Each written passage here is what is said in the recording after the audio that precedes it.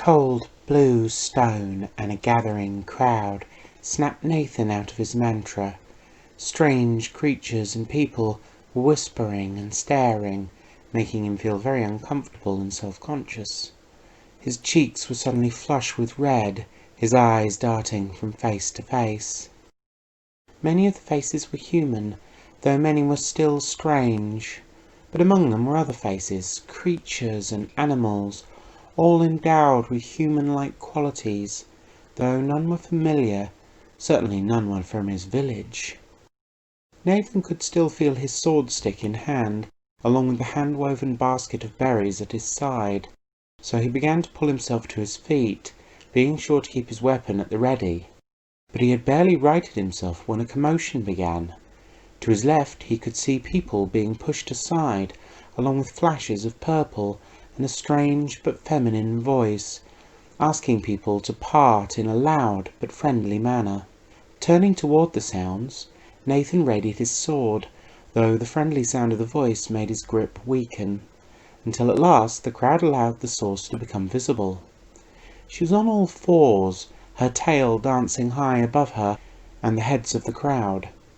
Nathan knew a cat when he saw one, but he had never seen one with purple fur, or as large as a bear, but she had a wide smile and a friendly purr. As she broke through the crowd, she did something that Nathan had never seen a cat do. Her front paws left the ground, her body rising and straightening until she stood far taller than Nathan and everyone around her. Still smiling and purring, her tail curled around Nathan, and her head, now far above, lowered down to meet Nathan's eye level. "Hello there."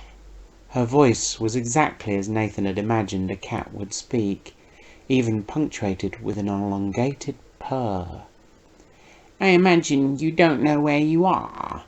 Is that right, sweetie?" Her soft and friendly voice made Nathan's grip weaken further.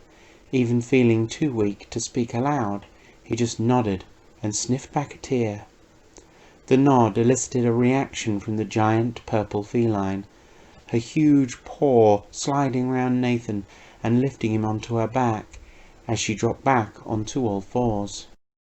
"Hold tight, sweetie," she called back. Nathan, still unsure of what was happening, slid his sword stick into his belt and gripped 2 clumps of soft, rich purple. As soon as he had a good grip, the cat leapt from the crowd, easily clearing the heads of the onlookers, landing dozens of meters away from them and in a full sprint. Soon the grand and strange chamber was far behind them, replaced by a great white bridge stretching among the stars. The bridge seemed to stretch off into infinity, yet took only seconds to cross, opening out into a landscape of well-manicured flower beds and flagstone paths. Hundreds of strange people and creatures travelling from place to place, or standing in groups, talking or trading. The great purple cat did not stop, racing through the area and onto a path lined with trees. Nathan's eyes were quickly drawn to the treetops. They were no kind of tree he'd ever seen, though they were certainly trees he may have imagined. Their large pink leaves were decorated with what at first seemed to be fruit, but he soon realized they were candies, even wrapped in brightly coloured paper. Sunlight streaming down was coloured by the leaves and candies, casting brilliant patterns of light on the path ahead and illuminating the many fallen candies, creating a border to the path, lining both sides in an almost unbroken stretch of unclaimed sugary delights. Soon, though, the path ended, opening up to a clearing in the forest of candy trees. A building at the centre of the clearing drew his eyes. It reached up into the sky, far beyond the height of the forest, like some grand wizard's tower, though the tower was built in such a strange manner. Boxy chambers of coloured velvet were supported by tall pillars, each wrapped in rope. Strange decorations hung from corners, and tall arched doorways allowed access into the rooms. The cat sprang from the ground, landing on the roof of the chamber far above, before scrambling up a pillar to another, entering through a hole in the floor. The interior of the chamber looked a lot like the exterior. It was a single large room, large enough to hold an entire farmhouse. Soft blue velvet wall and ceilings, while the floor was covered in richly coloured and finely detailed rugs, puffy pink pillows, numerous cabinets, and a kitchen filled with shiny pans and utensils. Once she arrived, she came to a stop and turned her head to look at Nathan. Her purr was louder now, the thrum of it vibrating Nathan's bones and teeth. "Welcome to my home." She leaned her body over, so Nathan released her fur and slid onto a large pillow, sinking into its soft surface. It was the softest thing he had ever felt. He could even feel himself starting to slumber, so he shook his head and sat up. The cat had moved away, now standing upright again and humming an unfamiliar tune. She had her back to him in the kitchen corner, her swift and deft paws moving pans, utensils, and food in a dance-like display of skill. Nathan searched for a question, looking for which one he wished most to have answered, but there were so many, most of which were so big that they scared him. Eventually, he went with the question that seemed most relevant at the moment. "Who are you?" The giant purple cat chuckled for a moment, before her head turned toward him. A friendly face with a soft smile. She was disarming. "My name is Miss Lily." A loud purr punctuating the statement. "What's yours?" My name is Nathan. Where is this place?" The sudden sound of sizzling oil and the smell of garlic filled the air, causing Nathan to inhale the pleasant smell of the cooking. But he was only able to enjoy it for a moment, the odour knocking loose a memory of his mother. She loved to cook, and would often sing as she created meals for him and his family. Nathan's heart panged as if the sudden sense of loss had been the fingers of a musician strumming at his heart and memories. "You are in a residential realm of the Ceres virtual hub, but I imagine that doesn't really answer your question." As Miss Lily finished replying, she turned to look at Nathan.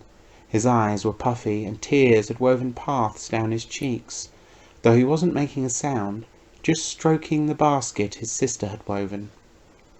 Abandoning the cooking, she swept across the chamber and scooped him up, her thick, fluffy arms wrapping round him, burying him in her soft chest.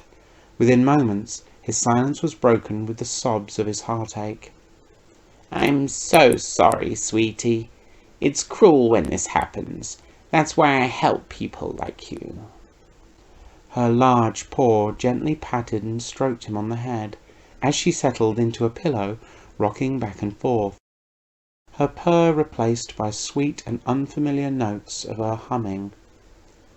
Soon Nathan found himself telling his story, how that day had started, and how he found himself confronted by those chilling words.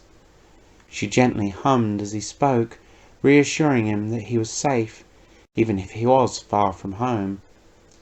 Once the story was told, his sobbing had stopped, causing Miss Lily to start speaking.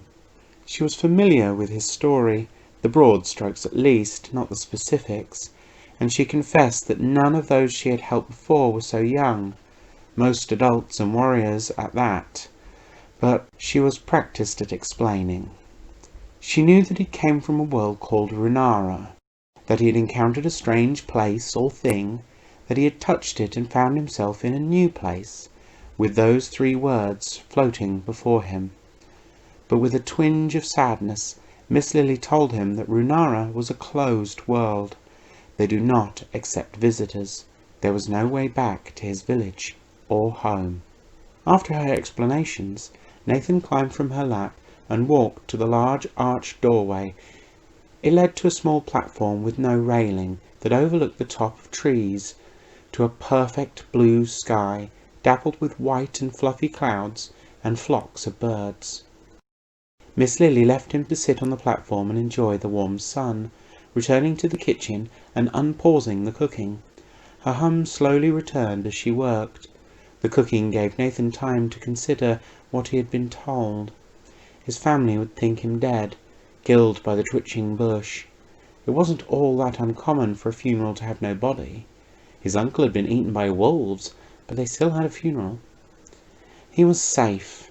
Miss Lily seemed friendly, but he didn't know what was going to happen next. Would he live here, or was this just temporary? He still had so many questions, but the truth of those words burned, leaving him too shaken to ask more. Perhaps after food and rest. Eventually, Miss Lily came out onto the platform. Sitting beside him, she held a plate out. The smell of seasoned chicken and vegetables wafted into his nose. Nathan almost snatched the plate from her and began to eat. He was going to miss his mother's cooking, but he had never tasted anything like this before. He imagined it was what King Rhaegar would eat for dinner, bursting with rich and subtle spices, at least 6 different vegetables, and a thick, sweet sauce topping it all off. Nathan ate it all and licked the plate clean. Miss Lily had her own dish and ate as well, though not nearly at his pace, purring a low rumble the entire time. Once Nathan finished, he rose and went to the kitchen, placing the plate by the sink, as he would have done at home, before returning to the archway. "Thank you, Miss Lily. It was wonderful." He felt silent for a moment, before adding, "And thank you for helping me." Turning toward him with a big smile, Miss Lily replied, "That's all right, sweetie. You feel right at home. Try and get some rest." She turned back to the slowly setting sun. Its agonizing descent was far slower than the ones he was used to, allowing for dramatic and beautiful sunsets. Nathan spent several minutes selecting a pillow to sleep on. Most were square and larger than Nathan, so he selected one larger than his own bed had been, removed his shoes, swordstick, and basket of berries, placing them beside the pillow, before climbing into the unimaginably soft and warm depths of this new bed.